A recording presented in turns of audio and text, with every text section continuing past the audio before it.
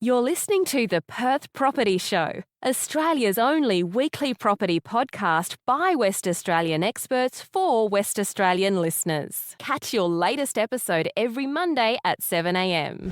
Good morning, everyone. Welcome to the Perth Property Show. My name's Trent, your host as always, and I'm very excited to say that we've got another heavyweight advocate in the room today to discuss advocacy, policy, fix some of these supply problems if we can.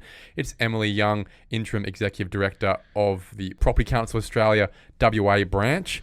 Emily, thanks for coming in, mate. Thanks for having me. I'm excited to be here. Now, you've been in this room before supporting Sandra Brewer when she was Executive Director, and we were on a bit of a rampage last year with our advocacy position, and a lot got done. I was very proud about the industry's outcomes when it came to advocating for policy change to try and get ahead of what's going on right now. But we're not done. There's still a lot of work to be done. And it comes down to really the PCA, the UDIA, REWA, these big advocacy groups to come together with the same message, be on the same page, and really keep advocating to the government on how we believe this problem, this critical supply problem we've got in WA that doesn't seem to be going away for years to come, can eventually be solved. And you're at the head of this. It's your job to try and cut through to government these messages that we think are the great ideas. And the Property Council has just come out with their pre-election roadmap, I guess you'd call it. And I thought it would be a good idea to get you in today to have a discussion about what those key principles are, those key advocacy points. Is that what we're going to chat about today? Yeah, I think that that's a really good starting point. And you raise some really excellent points already, Trent. The property market is such a critical piece in our overall state's economic engine. And so it is really important when we're having conversations with government across the spectrum of advocates that represent this great industry that we are talking and singing from a similar song sheet. I do also think that the issues that we're facing are pretty multifaceted at the moment. It's not simply a case of having one solution or one golden bullet that's going to be able to fix or turn around the Titanic that is housing supply. But I do think that we do have some really good opportunities to have thoughtful conversations with all sides of government as we head towards the election in 2025. I think in early 2023, it was Megan Adair who said publicly that it's death by 1,000 cuts in the industry in terms of trying to solve these solutions. So if you reverse that in the same manner, there really is 1,000 different ways that we need to be advocating to the government on how things can get fixed. It's not just can we get more people in to build, can we build cheaper? It's taxes, it's time frames with regards to policies, it's financing barriers for apartment developers, it's infrastructure costs and timing in terms of house and land as well. There are so many different factors getting in the way right now that we have pragmatic conversations about all the time and how we solve these problems. But I guess it's going to take a monumental effort by a number of people at an advocacy level, but also government level to try and chip away at these issues. And look, we have been chipping away, haven't we? Yeah, absolutely. We've seen some really fantastic reforms in recent years, a lot of which came into effect on the 1st of March this year. We're eagerly anticipating how the reforms to the development assessment panels will impact the efficiency of planning decision making. The new state significant development pathway is also a really fantastic initiative of government, and we're excited to see how the shortened timeframes or the 120-day assessment timelines will help support greater efficiency in that space. Also, we know that the WAPC are undertaking a process of review.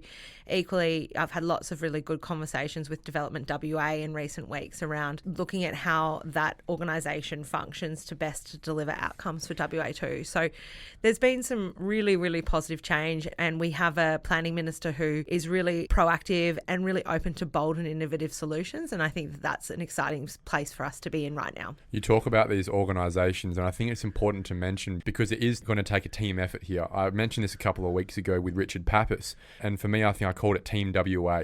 Everyone needs to get on the same page, whether it's the advocates, the developers, the local government, the state government organisations, the non-government organisations, to all start peering their head out of the silo and start working as a team about moving in the one direction and still recognising the important priorities that each have, but finding common ground and moving forward. A lot of this gets solved by improving our culture. Yeah, and I think that there is really, for the first time, a true sense of bipartisanship when it comes to housing.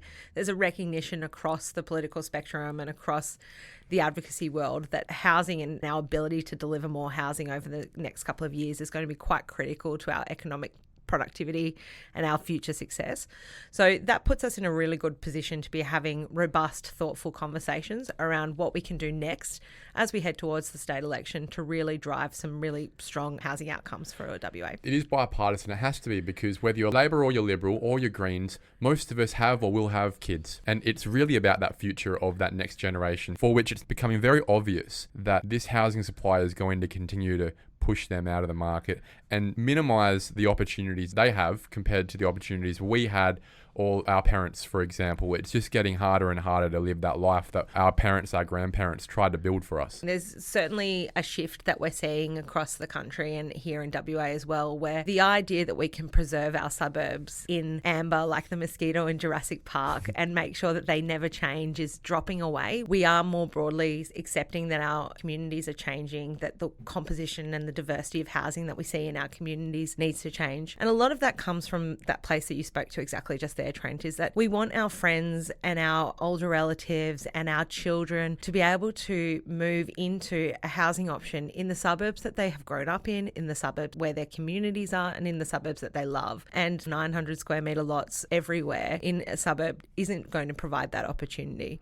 So it's about really looking at how do we age in place, how do we create communities for our next generation, but then also how do we preserve that really strong community feeling that we've already created in some of our established suburbs, because that's equally as important. I call it housing mobility. And I think, well, like most things, variety is the spice of life. And you can definitely see those suburbs that are pushing ahead. Perfect example in the western suburbs, where you've got no capacity issues in terms of affordability for those people living there. They're there because they can be there. But the suburbs that have really pushed ahead, let's think about Cottesloe, are ones that have got that housing variety. There's choice of everything. There's apartments that are coming up on the ocean. There's smaller townhouses. There's older flats. There's the big mansions. There's your terrace houses as well. And because of that variety and the amenity provided, the mixed use business options, the small wine bars, those things that are around the area, the amenity has pushed values in Cottesloe far beyond, for example, let's call it Dalkeith. Dalkeith, we spoke to Cameron Kane about last week, is an example of a suburb that historically was the millionaires' playgrounds, is now languishing a little bit behind simply because it has no diversity in stock. And there's no ability in that suburb really for locals to downsize or for the kids to afford to buy their first home, because everything is a $3 million mansion plus. I agree with you. Being able to create a platform that has more accessible, more easily approvable, less taxed housing options that aren't just that quarter acre 4x2 is definitely the solution to creating more vibrant communities where people just enjoy living and the grandkid can live in the same street as the grandma. Yeah, that's exactly right. And we see the broader economic benefits all the time. Even when you look at the Civic Heart project, which is due to complete this year, the level of retail activation that we're already seeing around Main Street as a result of that future population is really exciting. And the station is another great example, which is attached to the project, has brought a whole new pub to that community, and that's benefited not just that pub but also the Windsor across the road. So everyone wins. That's exactly right. It's bringing population and amenity into suburbs is a win-win, and we just need to be thinking about it in a way where we're really looking at where are the opportunities for us to say yes to the future without being scared of it. So is this the YIMBY campaign that you're about to start up? So we've got two really exciting pieces of work in market at the moment. The first one is our election platform, which we're going to talk about today, but the other one is a piece of work that hasn't yet come out to market that we're really excited to be launching on the 24th of April, and that's our YIMBY research, Yes in My Backyard. We're delivering that with the APP group, and it really is going to be an opportunity to take some deep insights into how do we change the conversation around housing diversity in Western Australia, and also take an approach which is focused on housing abundance first. And so we're launching that event at a great lunch, and I'd encourage everyone to get along to that. If you'd like some information on how to buy tickets, please reach out to me. So I guess it's pretty self-explanatory, yes in my backyard, but what are the arguments? If we can put it out on the table today, everyone knows why our NIMBY is a NIMBY, but why should we be a YIMBY? Yeah, because we really want to be able to be creating vibrant, sustainable communities close to existing infrastructure. We did a piece of research last year around transit-oriented developments, and we looked at where there were greater opportunities for greater density around some of our train stations and activity centres. But what we really know is that there are lots of areas through Perth where we have the existing infrastructure, we have the schools set up, we have the parks set up, We have everything that's needed to help grow those communities, but they're very low density. So what we do need to think about is how can we bring more vibrancy, greater housing diversity to those communities and really be driving some strong outcomes. But in those communities, we do also find that there can be a bit of resistance because of fear and a bit of a fear of the unknown. Change, right? People don't like right. change, especially the older generations who, to be frank, are more characterised in that NIMBY space. Yeah, and we do see from time to time arguments being used that really aren't based in fact to try and push back against housing developments. Amenity, right? Everyone calls it, oh, my amenity is going to be down. But what I think, if we're really honest about it, most people who have fear about their amenity being reduced are actually just fearing that the value of their house is going to go down. The irony is that when you have, just as we characterised before, these vibrant melting pot communities, you've actually got suburbs here that we're seeing that are increasing in value far quicker than the suburbs that are very homogenous. Yeah, that's right. Even when you look at Subiaco and the revival that's had off Great the back example. of one Subiaco. The other thing that's really important to remember is that we hear regularly conversations around the impact of apartment projects on tree canopy in suburbs, for example, and also on traffic. But both of those arguments, when you look at them really more deeply, the more communities that we're putting into suburbs that don't have public transport opportunities, that don't have the ability to have a high frequency service because they are smaller, the more people we're forcing onto our roads. And that's what really does generate traffic closer to the CBD. Think about the freeway. Kwinana Freeway, I've never had a straight run, and I'm thinking the thousands of people listening to this will be nodding their head going, yep, I can't remember the last time I just did 100 k's an hour down Kwinana Freeway without stopping at Armidale Road or Leach Highway or Thomas Road. Why? Because of these land subdivisions that are further down, clogging it up along the way. That's right. And those land subdivisions have a definite place in our market. But when we talk about where are the opportunities that are created by introducing more apartment living into WA, one of the things that we do see is that when you can bring two large sites together and build 300 homes on two large sites, instead of having to create 300 homes across 450 square metre blocks in a suburb that doesn't currently exist, our environmental outcomes are better, our social outcomes are better, and we're able to drive some really strong amenity outcomes as well. Well, think about creating 300 homes in a land estate. And I understand we need balance because we simply need supply, right? Right. But 300 homes would take 20 hectares to develop on. How many trees do you reckon we're cutting down for that compared to maybe, let's say, a handful of trees for 300 homes in an apartment building? Perfect example of how that YIMBY campaign makes sense. It strips away the NIMBY argument on the environment, for example, very quickly. Yeah, that's right. And so it's really about not taking away from the legitimate fears that people have, because they are legitimate fears.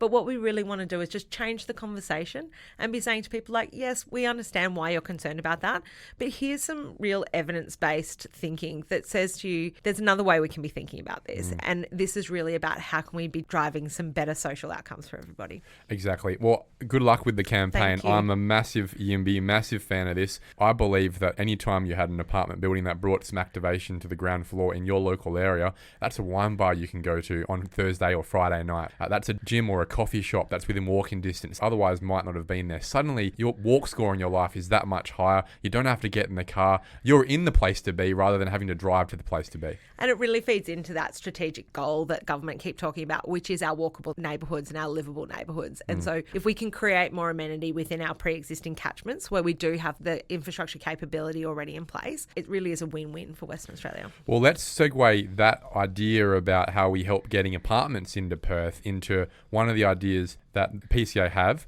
that I think is an absolute winner that the government I know is listening to every week, needs to listen very clearly to right now. What's the first one? It's about financing. Yeah, so one of the challenges we know with infill development, particularly for apartment projects, is that the timelines on apartment projects and the way that they're financed create some challenges. Well, we just saw that having a chat with Richard 2 weeks ago as Managing Director of Celsius Property Group. It's going to be a 10-year process from when he first bought the first block to when he's going to be hopefully titling that apartment building in North Perth. 10 years, imagine the interest payments. Yeah, exactly right. So what are the challenges there? One of the challenges that really exists is that the way that apartment projects are financed at the moment, the developer is required to meet a pre-sales target before they can commence construction. And that's around the lending. So an example might be if the debt piece will be $100 million to build this apartment building, maybe the bank right now, let's call it CBA or Westpac, are going to ask for pre-sales of $80 million worth of apartments before they'll let you start. That's a lot of apartments. Yeah, it is a lot of apartments.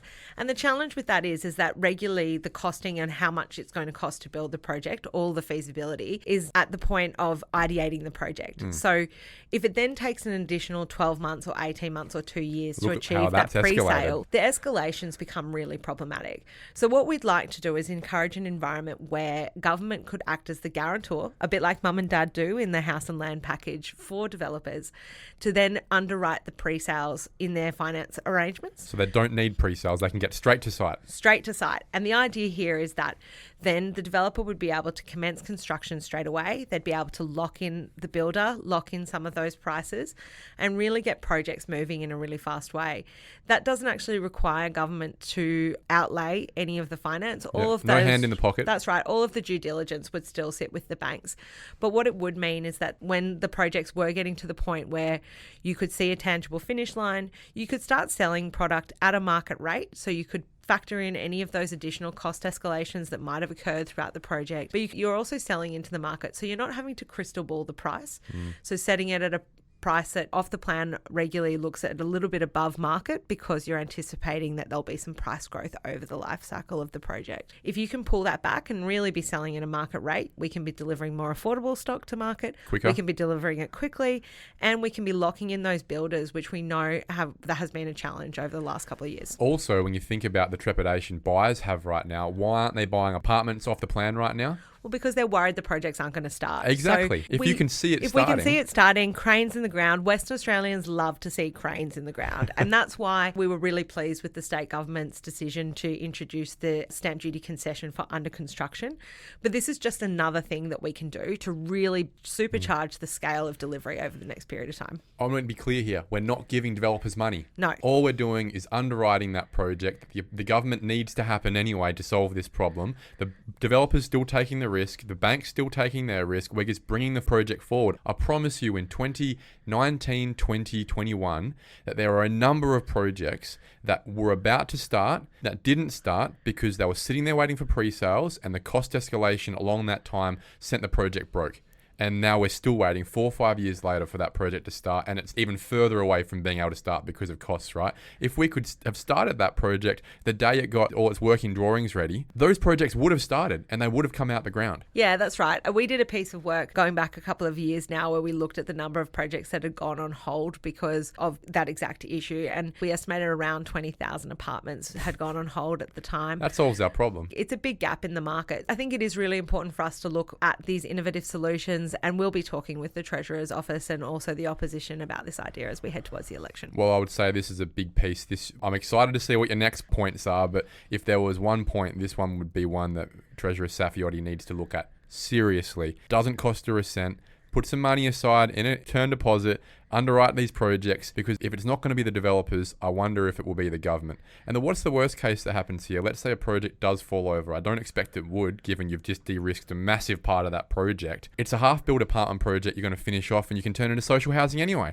It's a win-win for the government. How can they lose here? It's definitely a good idea to explore, if I do say so myself. Yes. All right, Em, what's next? Yeah, look, I think the other thing that we really would like government to think about is some new institutionally owned residential product that's coming through to market. So student accommodation and build to rent are two asset classes that can really provide a lot of housing to market quickly. We've seen a bit of it start to come on. A little bit, but with build to rent in particular, there are still some pretty significant tax challenges. The state government have already gone to reduce the land tax requirement down by 50%, which was a really great initiative. Is that enough? What we would say is that at the time it certainly was, but what we've seen subsequently is every other jurisdiction in Australia has now moved to introduce the same concession for build to rent. So for WA being not one of the principal markets for investment investment, particularly from foreign capital, which tends to play a little bit in this space, what we'd really like to see is the opportunity for a 10-year 100% land tax concession for build-to-rent projects. This would really supercharge the delivery of rental stock into the market, which we know is direly stressed at the moment. It's even more critical than our sales market. Exactly, which is hard to fathom, right? Exactly right. And these are the ultimate shovel-ready projects. What we've also said in the context of this ask is that for the regions, there may be an opportunity to extend that out beyond 10 years to maybe a 20-year land tax concession. Or perpetuity. That's right. Really just to make sure that we're stimulating construction in the regions as well as in Perth. But this is one idea that we really see could be affected pretty quickly. At the moment, we're not seeing a huge amount of projects come online. There are a few, but it's not money lost if the projects aren't going to go ahead. So if we can increase the amount of projects, it is a short-term reduction in land tax for government's earnings, but the outcome of that is actually a really robust rental market in WA. So to explain why we need that, this institutional owner of, let's say, a build-to-rent, they're essentially building 300 apartments that they're going to rent out forever. Yes. And the problem with that, which is why it's institutional owners, developers that normally do this, is because even if you did a good project, it would still be fairly low yield. We're not talking a 10% yield on these things. You need a pension fund, a superannuation fund who's happy with your 3, 4, 5% yield to actually put the money up here and go, yeah, this is worth it to me. Taking the land tax portion away helps push the needle that little bit further to get this project to a threshold that they can press go on. Is that the point? Yeah, that's exactly right. And the reality is that our tax systems never envisaged a scenario where we would institutionalize residential accommodation. So this is really just about providing a correction in our tax system to be able to bring a really impactful, purpose, customer-led product into market. The really great thing about build to rent, which I think it's not an asset class that's particularly well known in WA yet, despite us being the first state in Australia to have a build to rent asset. Sentinel. But it is a really great product because it allows for greater choice for consumers. It provides for pet friendly accommodation. It provides for a level of service on site. It really provides the ability for people to transition in a single apartment community throughout their life. So I've been told this great story about the Subiaco project where they had a young woman who moved into the building. After her first year, she met her partner. They decided they needed a little bit more space. They moved into one of the 2-bedders. They've subsequently started a family and they're now living in one of the 3-bedders. And she had the ability to transition throughout that building quite easily because it is that institutionally run rental product. And the requirement for institutionally run rental product is that it needs to run with occupancy, right? So the whole purpose is about keeping your customer happy. It's not about how do you get the maximum amount of money out of everyone. It's how do we make sure that we're full with happy customers. When you think about land tax, the only positive you can argue with land tax is that it disincentivizes people collecting too many homes, collecting more homes than they need. There's a tax on excess. But you're right, it doesn't envisage us actually wanting to incentivize someone sponsoring 300 rental homes at the same time. We need that institutionally. Why are we taxing that entity when really we should be facilitating that in this market? Yeah, absolutely. And we know that it's becoming harder and harder for mum and dad investors to prop up the rental market. We have seen quite a lot of rental stock being sold to owner occupiers, particularly over the last 2 years. And that's been a really big factor in how quickly our rental market has contracted. Well, when you think about the bonds online stat that we spoke of a couple of weeks ago, we've lost 20,000 investors essentially over the last few years. That's right. And so what we need to do is supplement that with another product, and we should be supplementing that with a product that thinks about the customer first. And that's what build to rent does.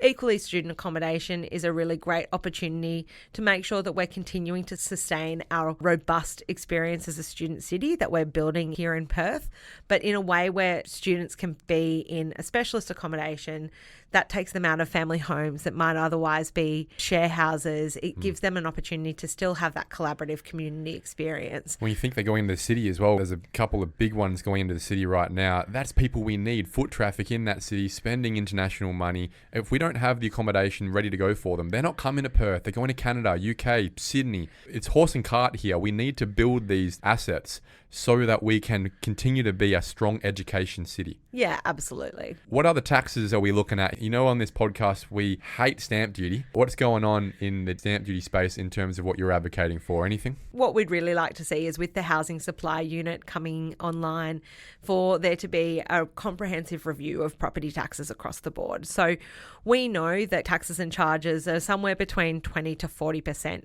depending on the asset, depending on the suburb, etc. That's a significant additional cost on top of the base costs of a home, and that's a real barrier to affordability.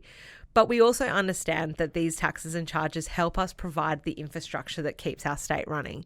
So what we'd really like to see is for state government to do a review of taxes that looks at where there might be greater opportunities to amortise tax over a longer period, or even reduce some of the thresholds so that we're seeing a higher rate of transaction that balances out stamp duty collection against a higher rate of transaction that makes it more malleable and easy for people to be making the right housing choices for themselves. Has there been any research to show that if you reduce stamp duty, you would increase transactions, and that we know that if you increase transactions, you go through the roof on, again, the creation of new supply, GST on all of the services, mortgage brokers, real estate agents, settlement agents, building inspectors, all the people that are actually involved in a transaction? Surely if something has been done to show the government that, hey, let's say you halved stamp duty, you'd actually double your overall tax income by just increasing transaction volume. I think that might have to be my next piece of research, Trent. We'll definitely put that into the books for next year. But I think what we do know is we do know anecdotally that transactionary taxes are a massive barrier, particularly for downsizers. So it is a really good opportunity for the Housing Supply Unit, and the Property Council are happy to support this work as well, to really look at where might there be some unnecessary transactionary barriers that we can reduce without really impacting the overall cost to government in terms of their total collection of tax, but spread it across the system a little bit more fairly and a little bit more reasonably so that buyers aren't as impacted by transactionary taxes. I think it's easy. Stop disincentivizing transactions and mobility and get that money back through the consummate incentivization of those transactions in other ways if you have to, if it otherwise already isn't going to be made up for in simply allowing the free market to be maximized. That sounds like the summary there, right? Yeah, look, I mean, I think the challenge always with a lot of these taxes is that they're pegged to thresholds, and that can be really challenging, particularly in a fast-moving market. One of the things that we've spoken about in our election platform is, particularly when you look at programs like Key Start allowances or the Key Start eligibilities being pegged to price points has been somewhat challenging, because as the price points have moved, it's required legislative amendment to be able to still be able to have the same quantity of available dwellings accessible to the market. We know our wages aren't moving as fast as our price points are in our residential dwellings. So it's really about looking at where might there be better opportunities to look at pegging to market conditions or market medians, as opposed to trying to peg to a fixed threshold or a fixed dollar value, which doesn't really give the flexibility that's needed when the market is moving as quickly as it is here. Okay, so first advocacy point, underwrite financing apartment buildings. Second, let's keep talking about how we optimize the tax mix to incentivize and facilitate more mobility in the housing market. What's number 3? Number 3 for us would really be looking at how we understand the cost of planning. So what we know is that there are 2 levels of government, or 3 levels of government across Australia, who influence planning policy when it comes to the delivery of new dwellings. It's lovely, isn't it? 3 hands in the pie. What it does do is it creates a scenario where there's not necessarily clarity at all times around how one hand is impacting the outcome for the other. So we know that the state government have done a huge amount of work to try and reduce the planning barriers and the holding times on planning assessment. But then at the same time, we have seen a proliferation of other policies where the policy costs are fairly substantial when you look at them on the face. So a good example of this is where you look at something like a localised public art contribution. It seems to have really become the new vogue, hasn't it? It started in a couple of councils, and then it really has just justified every other council to go, yeah, we like public art. Let's charge the developer 2% to put some weird piece of public art whether it's good or not, or whether it's needed or not. The average Australian saves around $705 a month. So if we're adding a surcharge, which when you share that across a development adds $1,000 or $6,000 or $10,000 to the cost of a development, we're adding a substantial timeline of saving to that person against a rising housing market as well. So it really is, without intending to be, becoming a real barrier for people looking to enter into the housing market. Do you think that there's a lack of understanding at the local level, especially, that when you add a tax, it isn't actually just chipping away at the greedy developer, it's actually adding to the cost of the end user? Do you think there's a real lack of connection and understanding that every time you add that dollar, it just gets passed through? I think there's a lot of good intention that sits behind policy, with the idea being that building a community or supporting a design outcome or delivering a higher standard of product or whatever the case might be. But I think that we do need to really give some true thought to what the end user outcome is.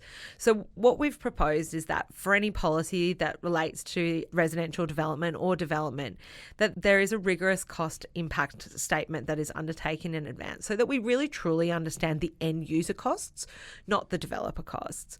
Because if we can understand the end user costs and they are triggering substantial price increases, then those policies should be given a high degree of rigour before they are put out to market. So whether that's an approval by the WAPC or a ministerial approval being required at a local government level, at a state government level, whether that's a requirement for the policy to be taken to government with a comprehensive cost impact statement as a cover letter to the policy. Those are two things that we would like to see. And the reason that we'd like to see that is because it's important that we're having conversations around public open space, public school contributions, public art contributions, and the like. But we need to be doing that in the context of understanding what that means for our housing affordability and in the WA. end user. It seems like the policy or the culture these days around state and local taxes is to continue to push what should be state government sponsored infrastructure costs onto the end user of the next house and land package, rather than it just being paid for by the mix of the 2.5 million of us in WA in the first place. Perfect example, Department of Education contribution that I was asked to pay in Canning Vale on a 33 lot land subdivision that we did, infill land subdivision. No one had built around there for 20 years, right? There was a primary school about 300 metres down the road. The Department of Education wanted me to pay $170,000 for 32 lots as a contribution to pay for schools that they'd already paid for 2 decades ago. So we're adding essentially $4,000 cost per lot that I need to pass on to the buyer. I then had to go to SAT in mediation, and they agreed to a price that was a fraction of that number, which then became a saving for the buyer. But you think about, if we didn't go through that argument, which took time and money, with the Department of Education, we would have just been increasing the price of that block by another percent. What was that achieving? The schools are already there, already paid for. The money just goes straight into a government purse. Yeah, look, we're at a real moment in time where housing really is essential to our economic growth. And so I think it triggers the opportunity for us to think differently about policy and how we're thinking about how we fund some of our core infrastructure. And this is a really good time, particularly with the housing supply unit coming online, for us to be thinking critically around how costs and charges that come from both state and local government really impact the feasibility of projects, but ultimately housing affordability and housing delivery in our state. And so we know that it's a body of work. We know that it's not an easy body of work, but it is one that we really need to give some due consideration to if we're going to tackle the housing crisis head on. So the first thing that Minister Kerry did, I think in his second week as Minister for Planning, was he put the draft POS policy in the bottom drawer. Is that gone away, or are we still talking about that as another possible cost to the end user in infill development in Perth? I think Minister Kerry's been pretty unequivocal in his stance on the POS contributions, but we are seeing it a little bit in the survey strata space, which is something that's really problematic because townhouses are equally part of that housing diversity mix that we're needing to talk about. And a lot of the time we're talking about areas where previous POS contributions have already been paid because the existing policy has been around for such a long time that the likelihood was that when those suburbs were first subdivided, the POS was paid on that side already. Yeah. Second you go to a second layer of subdivision to make it more dense, it's another opportunity for the state government to put their hand out. Yeah, but I think we see that the POS is collected at a local government level and there has been some inconsistency in how it's being applied. We would really like to see POS not exist for survey strata or built strata development, and we're continuing to work with the state government on this. Perfect example. We managed 2 4-lot subdivisions next to each other in St. James, so City of Canning. The ingenuity of this development was that we were sharing a common driveway through reciprocal easements, saving space, minimising heat island effect. The WAPC wanted to enforce a POS contribution on all 8 lots on both developments next to each other, which would have been tens of thousands of dollars if we went down the survey strata route, because that's what they controlled the clearance of. The City of Canning, to their credit, came and said, well, look, if you just do it built strata, we have no need for that money. 2 levels of government with different policies, one pragmatic, one following policy, and you have to ask, what was that achieving? Yeah, that's right. And certainly for apartment projects, we have seen that the requirement for POS has moved away. But for townhouses and for other forms of medium density, we are still seeing that there is some requests coming through. And I think the sooner we can nib that in the bud, the better for housing supply. There's not a place in Perth I've seen POS contributions get used to buy back houses by the local government and turn them into extra parks. Not a place. So where is that money going? It's not going on gold plating swing sets, and it shouldn't either. The whole point of urban infill is that we're sharing existing facilities, existing roads, existing primary schools, existing police stations, and existing parks. That's my understanding of how it should be working. That's my ideological argument about why at no point should extra costs of public open space contribution be passed on to people who are happy to share in urban infill environments. Yeah, it's also really challenging when we look at some of the public open space policies that exist when they're looked at on a really localised local government level, because what they don't take into account quite often is public open space that sits on the boundary on the other side of a local government boundary. Or regional POS. That's exactly right. I know that there is an appetite for this issue to be looked at more closely, and we're continuing to work with the state government on it. Okay, so that's 3 big hitter policies there, 2 of them being really taxes and other charges. So we're really focusing on reducing the cost that's being passed on to the end user as prices continue to rise from market dynamics. What about number 4? Look, I think probably it's around how do we maximise on our workforce, our skilled workforce, and bring in the skills we need to help continue to grow WA. So one of the challenges that we've seen in recent years is that over the last 20 years, I think it's only around 1.5 or 1.8% of all migrants who have moved to Australia have identified as being in the construction Isn't that workplace. astonishing? Especially in the last few years where it's obvious to everyone those are the people we need. Yeah, it's a really small number. And so what we need to do is really think about 2 things. It's how do we build our workforce and our workforce capacity? And then secondly, how do we incentivise people to come to WA if they are a skilled tradesperson looking for a really robust market to play in? And we know that whilst housing is an issue across Australia, we have seen some of the infrastructure projects turning down in some other states. And so now is a really great time to build a life in WA. One of the ideas that we've put forward is the idea of introducing a payroll tax concession for companies that relocate workers from the East Coast who stay in WA for at least 2 years. Because this is a state tax, payroll tax. That's right. All of the recommendations in the election platform relate to things that the state government can do because we are heading towards our state government election next year. And that will coincide as well with a federal government election too. So I think it's a really good opportunity for both the state and the federal government to be having some robust conversations around how do we maximise our workforce, how do we make sure we're bringing in the right skills at the right time, and then also how do we keep people in those skills and trade and make it a really robust industry.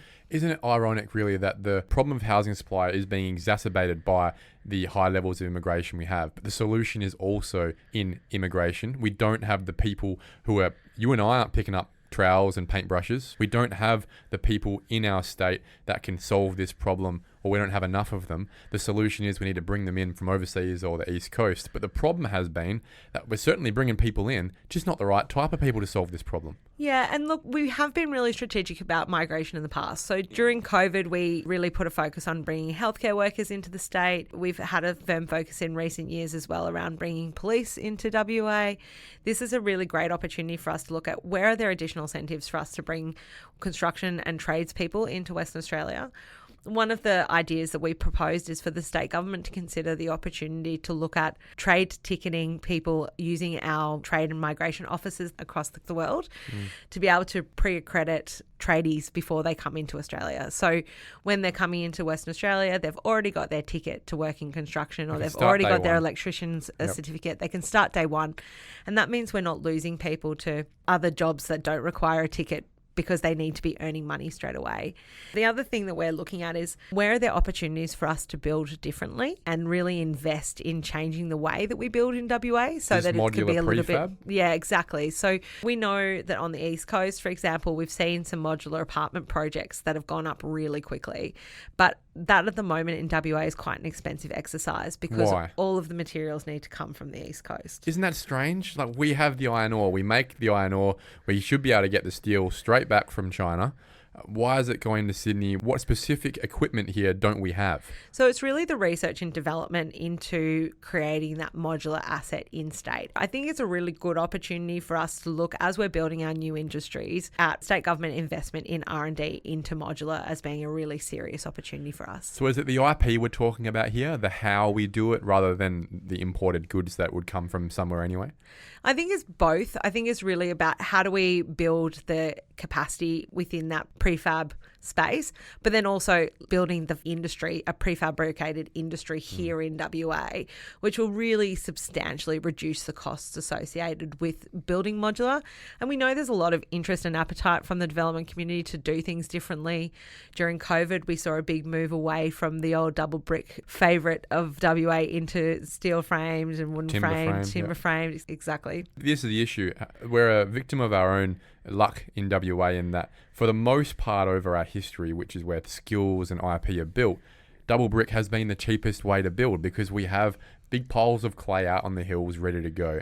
And for the most part, steel and timber have been exorbitantly more expensive than that. It was only when it got to a point where the bricklayers started charging through the nose over COVID that you start to go, oh, maybe steel and timber are actually parity now. Let's look at that because it'll be quicker. And then the price of steel and timber went through the roof with the Ukraine war and other issues. And as the price of bricklayers and bricks start to come down a little bit again, it actually goes back to the issue of how do we affordably stack this up against double brick? I mean, I think it's the old adage, right? If we always do what we've always done, we'll always get what we've always got. So this is a really good opportunity for us to think differently about how we deliver housing, but it won't be industry-led holistically. There does need to be that backing from government to really get these new industries off the ground, and this is a really brilliant new industry for us to look at investing in. So if we tie it together, are you suggesting essentially that John Kerry needs to continue building his social housing apartment buildings, and maybe they should be steel frame prefab buildings to build that competency from that in the first place? Yeah, and they should be built here. So that could be a really good solution for us. And that's 5 big ideas. To wrap this up, you said it was bipartisan in terms of the ideas before. Are you getting the same positive feedback from both sides of Parliament House? I think every political stakeholder that we talk to really appreciates the fact that we need to be doing quite a lot when it comes to the property market and how we can best support the property market across WA. We know that the linchpin to our economic productivity and success over the long term is going to be our capability to house a growing population. And so this really is a central issue as we head towards 2025. There's been a lot of really good work done to position WA as an economic epicenter on the doorstep of Asia with direct international flights coming to and from. We're in a really good spot to grow. Now it's really just about how can we all come together and think about delivering the sort of infrastructure, housing and new industries that are going to take WA into this next life. I agree with you. I think that this election is going to be all about housing supply, about housing prices and getting a roof over people's heads. And it will be the party that has the most agreeable ideas on how we solve this problem that no one seems to be able to solve right now. That will be the one that relatively wins this election. It will come down to who ascribes to the best ideas. And obviously the PCA has brought to the table very strong and smart ideas and very achievable ideas that can be a part of the mix. And not the whole mix, but a big part of the mix to fixing this problem in WA. Yeah, that's right. And look, there's 36 recommendations in this report. So geez, we don't have an episode for that, mate. Sorry. Fairly comprehensive. We're really optimistic about Western Australia, and we're really optimistic about the conversations that we're having to help move Western Australia into this next stage.